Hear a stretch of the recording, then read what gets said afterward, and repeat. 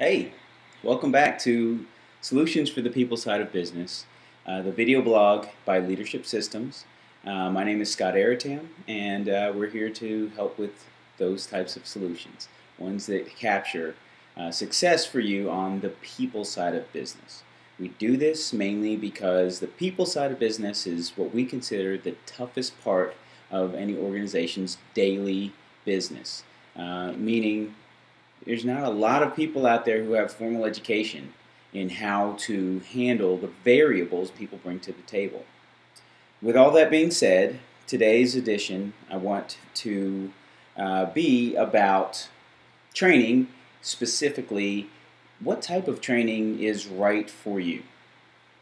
Alright, so with all that being said, let's examine a little bit about what I'm going to lump sum the three types of training events that you might look at. So I'm taking out of the equation reading and things like that, and I am talking specifically about training, some interaction where somebody learns something new and with a goal of changing behavior or reinforcing a specific behavior. Alright, so with all that being said, here we go. First of all, I think that there are three major categories that you're going to be interested in, and the first one is going to be computer-based, and by that I mean online training, could be on a LAN network, a DVD, anything that you would go to a computer and your only interface is going to be with your computer. The second type is going to be more of electronic communication in the form of telephone, so conference calls, telecons, even Skype. Okay, and then the third type would be the stand-up classroom training.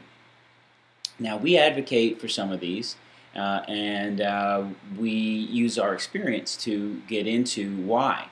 But one of the important things to talk about before we get to that is this notion of what are you training for and what's being measured. Obviously, Leadership Systems works on the people side of business, and my main what I go with on this the majority of the time when I'm talking to people is just because you don't know how to measure it or you just haven't taken the time to measure it doesn't mean there's not value. It's hard for anybody to convince me that manager A over here that does not get along with manager B over here doesn't cost an organization money. The fact that they don't work well together, that they refuse to work together, that they do power plays against one another, all of that has a value. And just because it's not measured doesn't mean it's not real. And then if all of that were to go away and these two were to be working in sync together, you can't tell me that there's not value to that. So that's some context. So number one, let's think about computer-based training.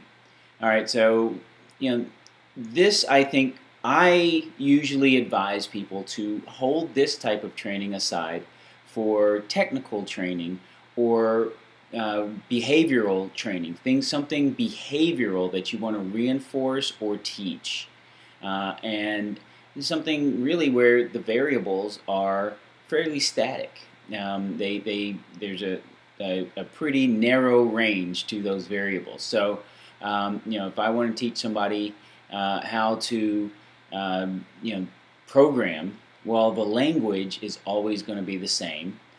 So I have to teach them the language. I can do that through computer-based training. I can teach them how to use those phrases, as they're coding. What goes in which order and why. Give them a pattern, and that's going to stay the same. So computer-based training is good for anything like that. Now, even if it's not that technical, even if it's something. Let's take the medical field. How to close a suture, or how to suture. You can do that through computer-based training if you chose to. You lack a little bit sometimes, some practice stuff. But even that, creatively, we can create it to where a person can do practice through the computer-based training realm.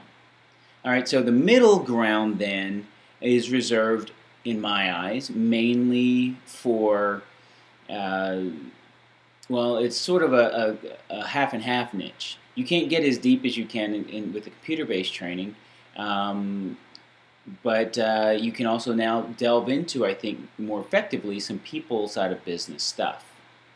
Okay, and I'm talking about Skype, telecons, conference calls, and training being delivered through that realm.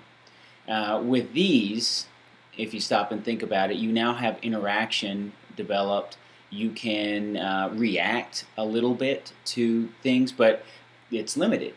As a facilitator, I might be a really good facilitator, but it's difficult for me to react to the needs of the audience. I can't pick up on some of the cues that I normally would if I was in the same room with those people. But I can a little bit, and they can ask questions and interact in a way that they can't with something electronic that's preconceived, that's put together ahead of time and it's rolled out a certain way. Okay, so then comes the last part, which is the classroom. And I advocate for the classroom quite a bit. Now, I like computer-based training for what it's good for, and we're creating computer-based training ourselves to be offered to all of our clients. However, the stand-up classroom training cannot be replaced, and the reason for it is if you've got a good trainer, good instructor, facilitator, you get that ability to react to the needs. To the degree of, it depends on the skill of the trainer, but like the people that work with me and myself, we can have an outline of a class and go into the class, know what we want to accomplish, and find out that the class, in order to get there, needs some different things, and we can make that adjustment and still get to the end result. And I think that that's an important distinction from the rest, because this is the strength of the classroom style. Now, there's some other things that I think that you need to consider that aren't always considered.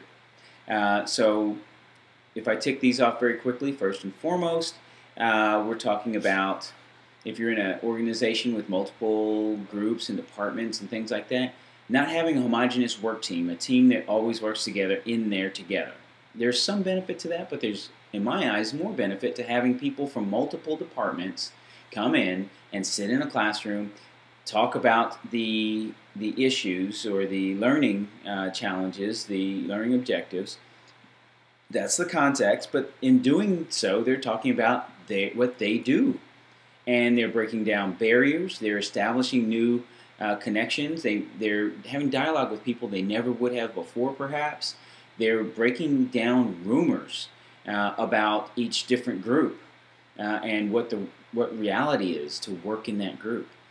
So with all of that being said, the classroom style allows for an awful lot, and its aim is the people side of business. Can you do training on something as technical as programming? Absolutely. In a classroom? Yes, and it works beautifully. But the people side of training, if you're going to take manager A and manager B and give them the skills that they need to do this, to break down all the junk in between them to get from way out here to this, classroom is where it's at. So if you have any questions, you should always feel free to call us, and I'll talk to you next time. Have a great one.